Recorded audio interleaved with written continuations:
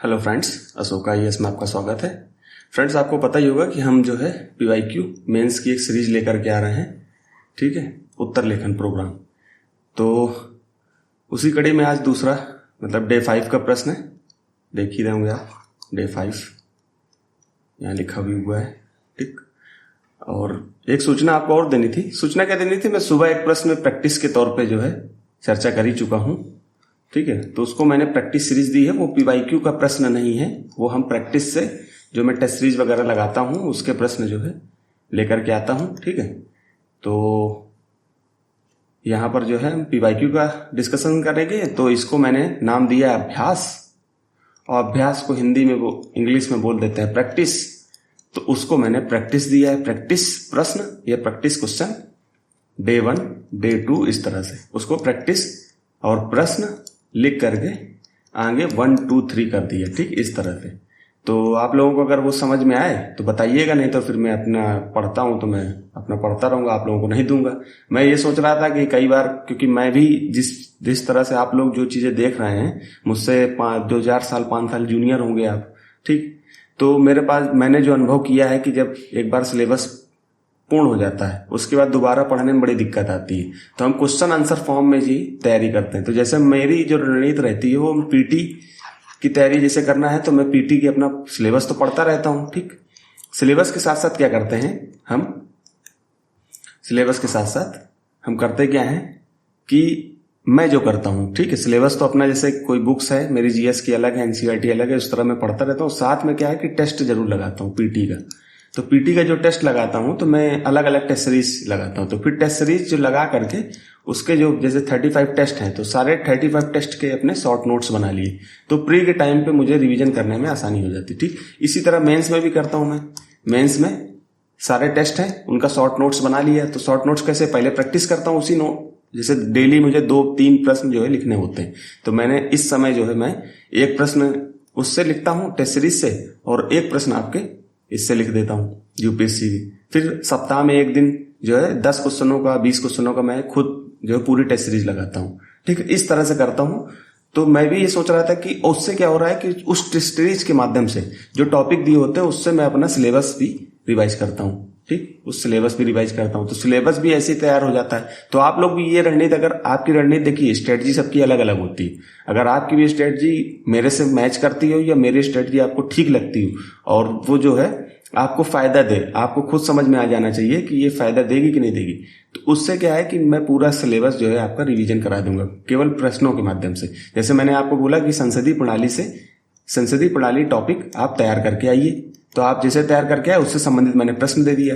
अगर आप चाहो तो उससे संबंधित आप पीवाईक्यू भी हल कर सकते हो, प्री के और मेंस के भी। ठीक, बाकी यहाँ पर तो मैं पीवाईक्यू करा ही रहा हूँ। ठीक, तो उससे क्या होगा कि जैसे इतिहास पढ़ रहे हैं तो इतिहास पूरा रिवाइज हो जाएगा, भूगोल पढ़ रहे हैं तो भूगोल भी रिवाइज हो जाएगा। बाकी अपना सिलेबस पढ़ते रहिए। जैसे बुक है कोई जीएस की, आप जीएस का कोई जैसे भूगोल है तो भूगोल आप किसी भी बुक से, एनसीईआरटी से या कोई बुक आप अगर पढ़ रहे हैं तो उससे तैयार करिए, और उसके साथ साथ प्रैक्टिस करने के लिए आप यहाँ से क्वेश्चन उठा सकते हैं। ठीक, तो आपका पूरी टेस्ट सीरीज से आपकी प्रैक्टिस हो जाएगी। अभी क्या है कि मैं एक प्रश्न ला रहा हूँ, फिर धीरे से, क्योंकि 35 टेस्ट हैं। ठीक, 2026 में अगर जिनको एग्जाम देना तो 35 टेस्ट हैं, और एक टेस्ट में कितने क्वेश्चन होते हैं? 20।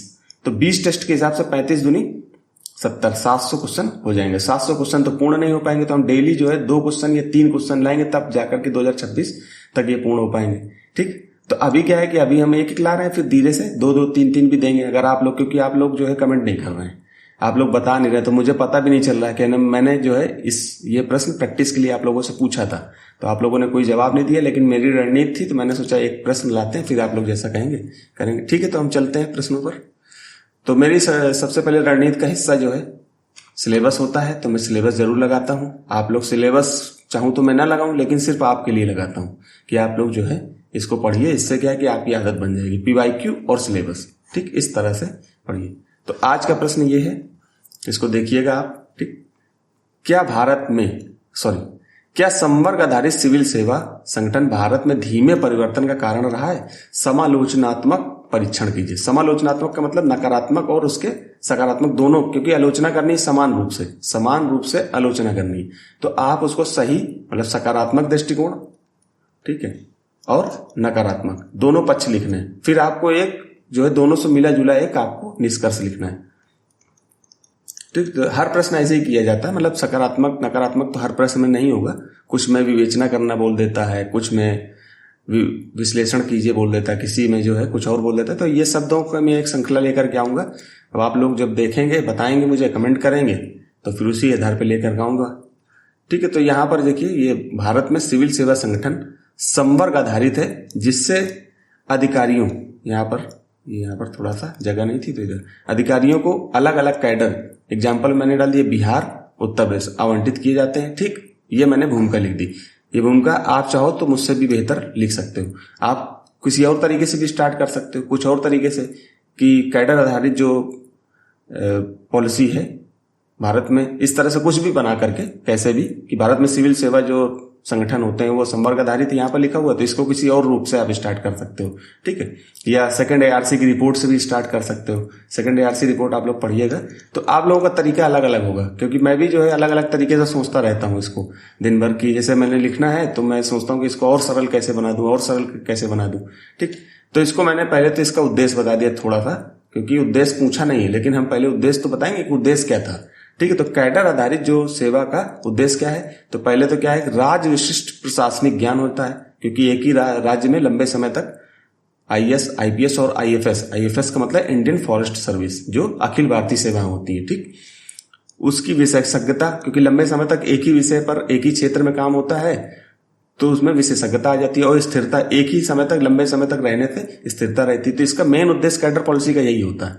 ठीक, फिर उसमें क्या है कि धीमे परिवर्तन का कारण बन रहा है। क्यों, ये सेकंड एआरसी ने भी बोला है कि ये चीज है। तो इसका, क्योंकि 2014 में प्रश्न पूछा गया था, 2017 में न्यू कैडर पॉलिसी आई थी, जो कि मोदी सरकार ने इसको चेंज किया था। ठीक, तो आगे जो है देखते हैं क्या लिखा है। फिर मैंने धीमे परिवर्तन कारण, ये नकारात्मक पक्ष है। ठीक, नकारात्मक पक्ष लिख दिया। ठीक, इसमें क्या होगा, स्थानीय दबाव, क्योंकि अधिकारी जब काम करते हैं तो स्थानीय जो नेता होते हैं, या स्थानीय दबाव जो बिल्डर होते हैं या बिजनेसमैन होते हैं, उनका दबाव बहुत रहता है।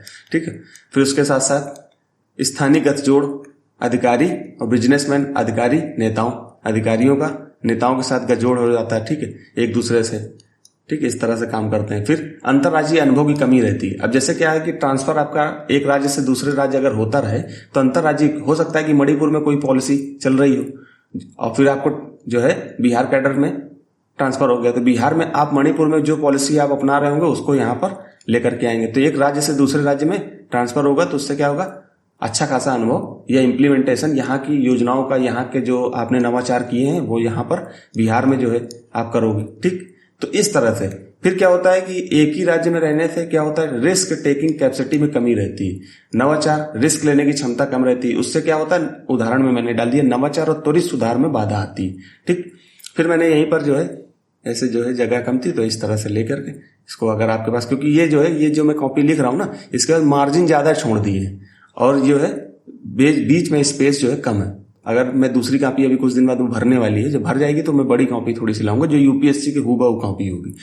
ठीक है, वहां पर स्पेस थोड़ा सा ज्यादा मिलता है। तो ये जो है द्वितीय प्रशासनिक सुधार, फिर यहाँ पर मैं एग्जाम्पल में, कैडर जड़ता, रिजिडिटी, प्रशासनिक सुधारों की गति में धीमी होती है, प्रशासनिक सुधारों की गति उसमें क्या हो जाती है, धीमी हो जाती है। तो ये तो आपके नकारात्मक पक्ष हो गए। फिर इसके आगे जो है सकारात्मक पक्ष में, यहाँ पर मैंने हेडिंग डाली सकारात्मक, स्थिरता और निरंतरता क्या होती है, दीर्घकालिक नीतिगत कार्यक्रम जैसे स्वास्थ्य, शिक्षा, ग्रामीण विकास के लिए लाभकारी होती है। स्थिरता, अगर इसके सकारात्मक पक्ष की बात कर रहा हूं, नकारात्मक को मैंने बताया कि स्थिरता कहाँ दिक्कत देती है, और यहाँ पर स्थिरता में फायदे क्या है, वहां स्थिरता में नुकसान क्या हो रहे थे, यहाँ स्थिरता में फायदे क्या है। तो यहाँ मैंने फिर फायदे बताया कि अगर राज्य में, एक ही राज्य में अगर कोई अधिकारी लंबे समय तक रहता है, तो उसको उस क्षेत्र का, जैसे मान लो केरल कैडर में वो अगर आईएएस है, तो उसको उस केरल कैडर की पॉलिसी के बारे में पता होगा, वहां की नीति के बारे में, वहां के क्षेत्र के बारे में, वहां की सांस्कृतिक, सामाजिक, आर्थिक, राजनीतिक क्षेत्रों के बारे में उसको अच्छा खासा ज्ञान होगा। तो वहां की जो योजनाएं होंगी, जो स्वास्थ्य से संबंधित होंगी, शिक्षा से संबंधित होंगी, ग्रामीण विकास से संबंधित होंगी, तो उनको वो बहुत अच्छी तरीके से वहां का आईएएस जान रहा होगा। फिर वो उनको उन योजनाओं का कैसे इंप्लीमेंटेशन करेगा। ठीक है, तो ये इसलिए यहां पर उसका सकारात्मक पक्ष बताया गया। फिर संघ राज्य संतुलन, आपको पता होगा कि जो अखिल भारतीय सेवाएं होती हैं, अखिल भारतीय सेवाएं आप लोगों को पता होनी चाहिए कौन सी होती हैं। ठीक, अखिल भारतीय सेवाओं में सिर्फ 3 सर्विस आ जाती है, आईएएस, आईपीएस और IFS, Indian forest service, foreign service नहीं, फॉरेन सर्विस तो केंद्र की सर्विस होगी, ठीक। ये 3 सेवा अखिल भारतीय सेवा होती। तो ये क्या करती है, जैसे ये केंद्र है, ठीक, केंद्र और राज्य, ठीक, ये राज्य है, तो इसके बीच में सेतु का काम करती है। संघ राज्य संबंधों को बनाने का भी बहुत अच्छा एक काम करती है ये, ठीक है। तो यहाँ पर संघ राज्य संतुलन, बैलेंस को बनाए, संवर्ग मतलब कैडर प्रणाली राज्यों की विशिष्ट आवश्यकताओं को मान्यता देती है। फिर तीसरा हमने रहा जन जुड़ाव लोगों का, स्थानीय संस्कृति, भाई एक ही राज्य में रहता है तो वहां की संस्कृति और समस्याओं को समझकर बेहतर तरीके से आईएएस वहां का समस्याओं, क्योंकि लंबे समय तक मान लो उत्तर प्रदेश कैडर में या बिहार कैडर में या किसी और कैडर में तो लंबे समय तक रहता है, तो उसकी वहां की जो है योजनाओं के बारे में उसको अच्छा खासा नॉलेज रहता है। तो नीति जो पॉलिसी आप बनाते हैं उसका क्रियान्वयन भी बेहतर हो पाता है। और यही अधिकारी जब हो सकता है कुछ समय के बाद इनको केंद्र में डिप्यूटेशन में बुला लिया जाता है, ठीक, पुनर्नियुक्ति में बुला लिया जाता है। तो इन्हीं से, जैसे उत्तर प्रदेश के लिए कुछ पॉलिसी अगर मुझे लाना या किसी राज्य में, तो सारे अधिकारियों को एक साथ बैठाया जाता है और अलग अलग राज्यों के जो आईएएस लंबे समय तक काम कर चुके हैं उनसे राय लिया जाता है कि यहाँ पर ये योजनाएं अगर लागू कर दे तो उसका क्या प्रभाव पड़ेगा, ठीक। तो उससे संबंधित जो मंत्रालय होता है इनको अपने पास बुलाता है, इनसे पूछता है। तो इसलिए ये एक तरीके से स्टील फ्रेमवर्क होता है, ठीक है। तो यहां पर आगे पढ़ते हैं कैडर। अब मैंने निष्कर्ष लिख दिया, कैडर आधारित सिविल सेवा ने भारत के प्रशासन को स्थिरता, फिर मैंने वही शब्द उठाए, ठीक, यहां से सब मैंने जो है शब्दों को यहीं से उठाया है। स्थिरता जैसे निरंतरता, ठीक, यहीं पर स्थिरता व विशेषज्ञता दी है, किंतु राजनीतिक प्रभाव तथा स्थायी तैनाती से नवाचार और त्वरित बदलाव सीमित हुए हैं। मतलब नवाचार जो इनोवेशन होना चाहिए वो कम हुआ है और त्वरित बदलाव कम हुए हैं लेकिन कम हुए। यह व्यवस्था परिवर्तन को धीमा करने का एक कारण है, ठीक, एक कारण है, ठीक। परिवर्तन जो धीमा हुआ है उसमें से एक कारण हो सकता है, लेकिन पूरा कह दें कि कैडर पॉलिसी से परिवर्तन धीमा हुआ, सामाजिक आर्थिक राजनीतिक जो परिवर्तन धीमे हुए हैं, कई कारण हो सकते हैं, सामाजिक आर्थिक और राजनीतिक सांस्कृतिक जो भी है उसके पीछे होने के, धीमा होने के क्या कारण हो सकते हैं, कई कारण है। उसमें से एक कारण है कि कैडर पॉलिसी हो सकती है। तो उस समय करंट में चल रहा, देखिए आपको 80% सवाल जो है करंट अफेयर से आते हैं। अगर आप करंट अफेयर अच्छे से तैयार कर रहे हैं तो आप मेंस के लगभग 80% न कह करके मैं इसको 60 से 70% तो जरूर कह दूंगा, 100%। ये सवाल आपके परिधि में होंगे, आप आराम से कर लोगे और सही दिशा में केवल लिखा है, प्रश्न को सही दिशा में। अब देखिए ये तो बहुत डिटेल्ड में है, आपके पास समय है तो खूब अच्छे से लिख रहे हो, खूब अच्छे डायग्राम, लेकिन वहां पर जब आप लिखोगे ना तो आपको समझ, जितने टॉपर्स होते हैं उनकी कॉपियां अलग अलग जो है चैनल में पड़ी हुई हैं, अलग अलग कोचिंग इंस्टीट्यूट की वेबसाइट पे, वहां से निकाल के आप देखिएगा, क्योंकि उनके मटेरियल इतना पढ़ने को दिया जाता है, इतने पढ़ने से आ जाता है। जब आपको पास सारे सब्जेक्ट पढ़ के इकट्ठा जो है आपसे पेपर कराए जाएंगे, 2 दिन में आपके जीएस के 4 पेपर हो जाते हैं, ठीक, सुबह शाम इतना ज्यादा लिखना पड़ता है, ठीक है। तो जब आप इतना लिखोगे तो जो है कुछ ना कुछ अंतर होता है। लेकिन अगर आपने सही दिशा में लिख दिया कि कैडर पॉलिसी पूछ रहा है, धीमे परिवर्तन का कारण पूछ रहा है, आपने सही दिशा में लिख दिया तो आपको अच्छा खासा नंबर 10 में हो सकता है आपको कि 5 नंबर दे दे, काम बन जाएगा आपका। 15 में आपको 8 नंबर दे दे, काम बन जाएगा, ठीक है। तो इस तरह से आप लोग लिखोगे तो हो जाएगा। फिर मैं एक अभ्यास प्रश्न PYQ का ही 2014 का दे देता हूं। यद्यपि 100% FDI, 100% विदेशी प्रत्यक्ष निवेश FDI, फॉरेन डायरेक्ट इन्वेस्टमेंट, आप लोगों को पता होगा, ये 3rd पेपर में आप पढ़ोगे, जीएस 3rd पेपर में। पहले से व्यापार प्रकाशन और समान मनोरंजन चैनल जैसे समाचार से इतर, समाचार से हटकर मीडिया में अनुमति, मतलब 100% जो FDI है, 100% अगर बाहर से निवेश आ रहा है किसी कंपनी के लिए, मीडिया को छोड़ करके अन्य चैनल जो समाचार मनोरंजन चैनल है या व्यापार प्रकाशन चैनल है, वहां पर 100% कोई विदेशी कंपनी उसको खरीद सकती है। लेकिन तथापि सरकार काफी कुछ समय से समाचार मीडिया में वर्धित, मतलब बढ़ाना FDI के प्रस्ताव पर विचार कर रही है, ठीक, कि मतलब अगर उसमें जो है, क्योंकि देखिए कोई भी कंपनी पर 100% अगर किसी का निवेश हो जाता है तो वो कंपनी उसकी हो जाती है। लेकिन एक नियम है कि 50% से कम, मतलब 49% तक अगर किसी का निवेश उसमें है तो उसका उसमें मालिकाना हक तो होगा लेकिन पूर्णतः हकदार नहीं होगी, ठीक। 51%, जैसे भारत सरकार है तो भारत सरकार की कोई बैंक है तो उसमें अगर भारत सरकार का 51%, बाकी 49% किसी और का, तो वो कंपनी जो है भारत सरकार की ही कहलाएगी। अगर 49% सरकार का हो जाए, 51% किसी और का हो जाए, तो 51% जिसकी होगी उसको कहलाया जाएगा कि उसका वो अधिकार है, उसका नाम लिया जाता है, ठीक है।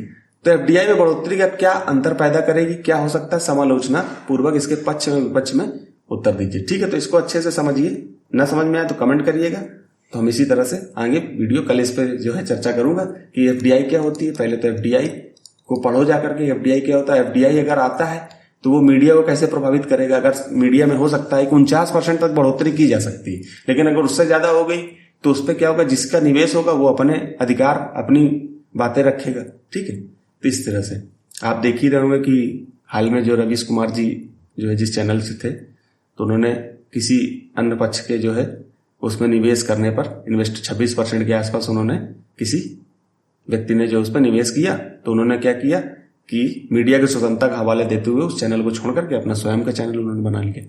ठीक है, तो ये सब होता रहता है। तो यहीं तक रखते हैं। ठीक है, धन्यवाद।